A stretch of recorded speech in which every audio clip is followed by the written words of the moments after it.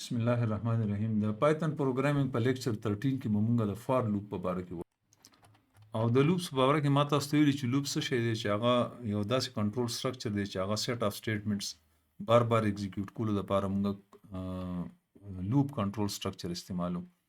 دوه کنټرول سټرکچر دی موږ سره، یو دی وایل یو دی فار. وایل لوپ مونږ په مخکنی لیکچر کې ویل او نن مونږ فار لوپ وایو. نو یو کار تاسو په فار لوپ سره هم کولی شي او په وایل لوپ سره هم کولی شي سیم کار. خو دا هر یو لوپ چې دی نو خپل پراز اینډ کانز دي، خپل فایدې دي، خپل نقصانات دي، او ډیپینډ کوي ستاسو په ریکوایرمنټ باندې چې تاسو کوم استعمالوئ. نو د فار لوپ زه تاسو ته سیمپل اگزامپل درکوم چې موږ څنګه هغه نمبرز پرنټ کړیو فرام 1 to 10 په وایل لوپ باندې هم په فار لوپ باندې څنګه کوو. نو هغه موږ په فار لوپ باندې داسې کولی شو، موږ کیورډ ولیکو فار او بیا موږ ویریبل ډیفاین کو فار آی ان رینج، او دلته کې موږ هغه رینج ورکو چې فرام 1 to 11. فرام 1 to 11 موږ ځکه ورکو چې دی به شروع کوي د 1 نه او دی به 11 نه پرنټ کوي، بلکې دی 11 چې یو کم دی هغې پورې به ځي. نو زه به لیکم پرنټ آی.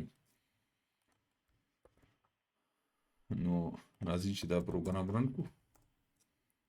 نو ګوره د ماته هغه نمبرز پرنټ کړو فرام 1 to 10. نو دا د فار لوپ ساینټکس دی. که موږ ساینټکس ته راشو که نه، نو دلته کې د فار آیټم ان لیست، یعنی کی ورډ فار بیا آیټم یو ویریبل دی، ان چې دی نو بیا یو کی ورډ دی، او لیست چې دی نو موږ دلته لیست ورکولی شو. نو لیست په ځای موږ دلته کې یو رینج ورکو چې په دې رینج د 1 نه شروع شو 11 پورې ماته دا رینج بوزه. او بیا سیټ اف سټیټمنټس یا باډي د دې چې څومره سټیټمنټس دلته یو یا دوه یا 100 سټیټمنټس ته په دې باډي کې لیکلی شي. نو دا رینج مونږ چینج کولی شو، لکه فرض کړئ زه ویم چې فرام 10 to فار ایگزامپل 21 کا، نو دی ماته فرام 10 to 21 هغه پرنټ کړي فرام 10 to 20. په دې رینج کې مونږ یو لیست هم ورکولی شو، لکه څنګه مونږ مخکې لیکلی وو که نه، یو مونږ لیست اف پلیئرز جوړ کړی وو. که ستاسو یاد شي دا مونږ سره یو لیست اف پلیئرز دی، فار ایگزامپل عمر، علي، سلمان،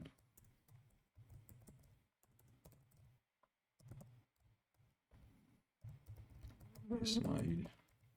دا فرض کړئ موږ سره یو لیست دی او دغه لیست موږ ایټریټ کول غواړو، یعنی یو په یو آیټم باندې موږ تلل غواړو.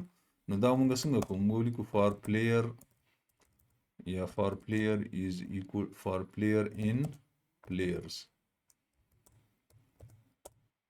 یعنی فار لوپ ایگزیکیوټ کا پس کې ایگزیکیوټ کا یا د دې پلیئرز لیست نه یو آیټم راخله او هغه په کوم ویریبل کې اچوه، او په دې یو ویریبل کې اچوه پلیئر او هغه ماته پرنټ کا.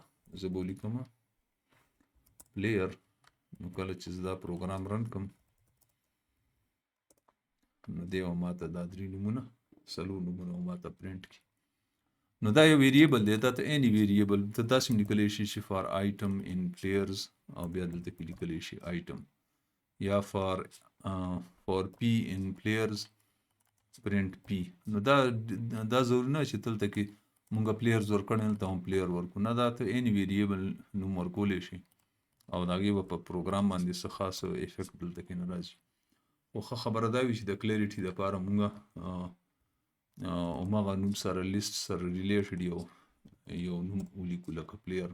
نو پروګرامیټیکلی د انډرسټینډینګ لحاظ سره چې دی نو دا ښه خبره ده چې مونږ همداسې وکړو.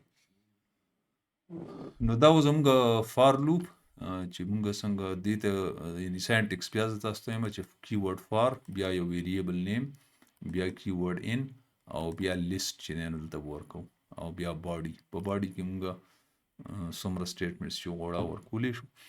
فار لوپ هم چې دی نو مونږ څنګه کنټینیو او بریک په وایل کې یوز کوو، کنټینیو او بریک که ستاسو یاد شي نو هغه سیم چې دی نو مونږ په فار لوپ کې یوز کولی شو. سیم کانسیپټ دی.